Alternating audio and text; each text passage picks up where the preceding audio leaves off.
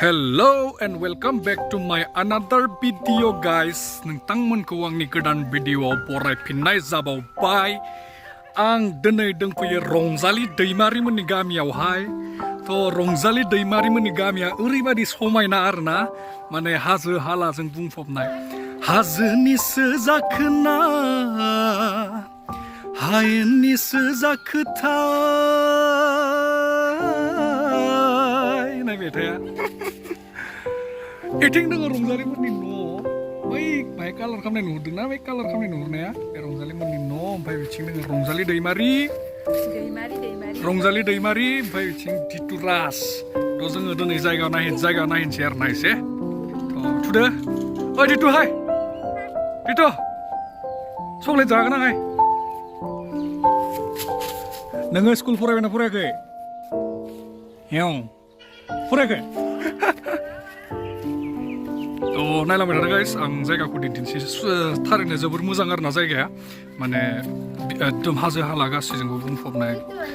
बरिया जायगालै, माने मा होनो लाल पानि माजबादनिफ्राय एसे फैबावनानै जिथुनाखि अरुणाचल बर्डार जायो, बे बर्डाराव माने बिसोरनि गामि आरोना, बर्डारावनो एकदम बिसोरनि गामि बारनाय लोगो लोगोनिफ्राय हाजो हालासै आरोना। गाइस जायगाखौ एसे दिन्थिनोसै नोंथांमोना दिनै बेखौ नायदो। फुटबल गेलेगासिनो गथ' फिसाफोरा, फुटबल गेलेबाय थादों। दिपा, मा खबर दिपा?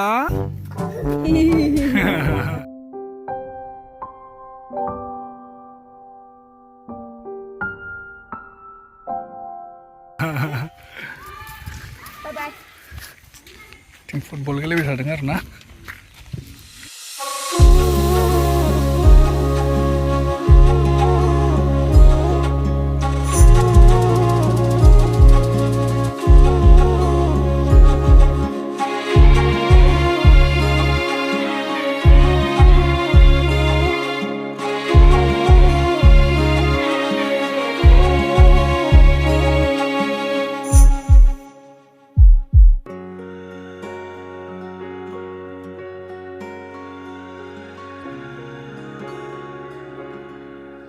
नोंथांमोना माबायदि मोन्दों मिन्थिया, बाट आं पार्सनेलि माने बिराद मोजां मोनो आरोना बे जायगाखौ भिजिट खालामनो। आं दिनै फैदों रंजाली मोननि न'आवहाय। फैब्लाथाय माने बिथिं थाबायनो फैखायो आरोना, बेरायनो फैखायो। गाइस दाखालि बावै जों जिथुनाखि बैसागुनि शुटिं खालामदोंमोन ना, बैसागुनि शुटिंखौ जों आधा आधि बेयावनो लादों आरोना, एकदम 50% जों बेयावनो लादों आरोना जायगाखौ। बैफोर जायगा जि नुहुरदों बे जायगाफोराव जों शुटिंखौ लादोंमोन।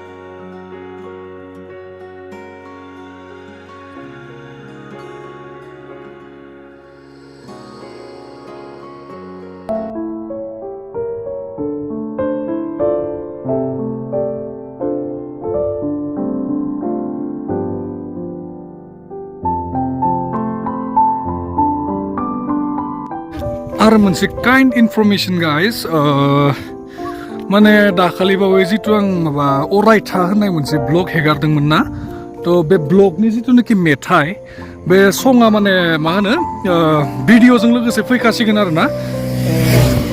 जोंहा 5 आरो 6आव जोंहा शुटिं दोङो। 5 आरो 6आव जेब्लानाखि शुटिं जोबगोन, जेब्लानाखि एडिटिं जोबगोन, अब्लानो नोंथांमोना बे गोदान जि भिडिअ अरायथा बेखौ नोंथांमोना मोनगोन आरोना। बारा टाइम नांनाय नङा गाइस, थाबनो मोनगोन आरोना गाइस। बे जायगाखौ नुनानै मोनसे मेथाइ गोसोखाङो। दहाय फार्स्टआव आं जि मेथाइ खनदोंमोन ना, बे मेथाइखौ आं खननि ससे हा। हाजोनिसो जाखोना हायेननिसो जाखोथाय बै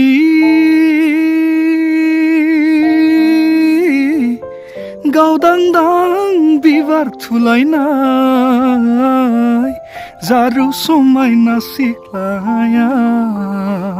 बे मेथाइखौ बिराद गोसोखाङो। सोमखोर दानि जि मेथाइ, बिराद बेस्ट नाङो आरोना बे मेथाइखौ। बे जायगायावहा माने मेट्स जायो एक्चुवेलि मेट्स जानाय मोनो।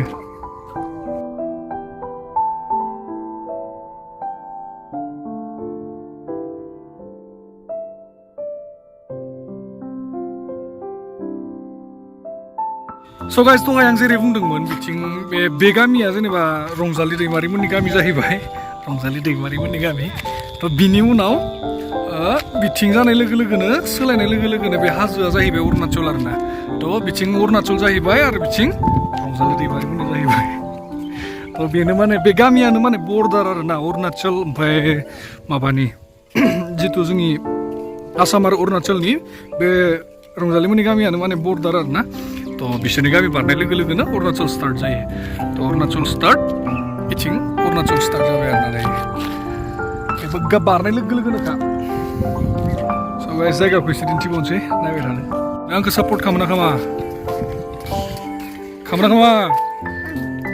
खामो मिसास थां खामालै सिख्लाफोरजों हामा दाउट खामोना नोङो आंखौ हा खामोना दाउट खामोना आंखौ नोङो हनै गारिखौ नाय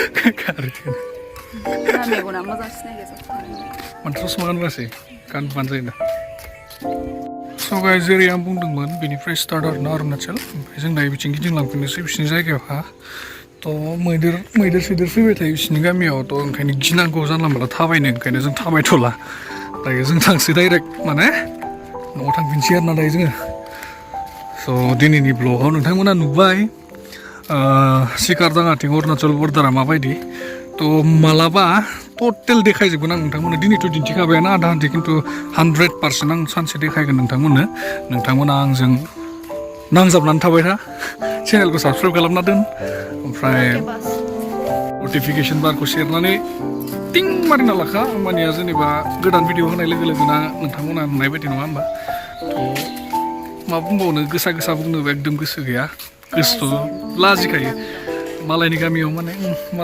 लाजियो सोरनिबा गामिसो ओंखायनो लाजियो ओरैनोबाबो गोसा बुंखाया आं ब्लगाव रानसिखौ बुंनो बोरैबा मोनखायो लासै रायलाय बुंनोसो गाहाम मोनो आङो मालाबा रानसिखौ नुनाय रांखौ नोङो आंलाय रानसिखौ माथो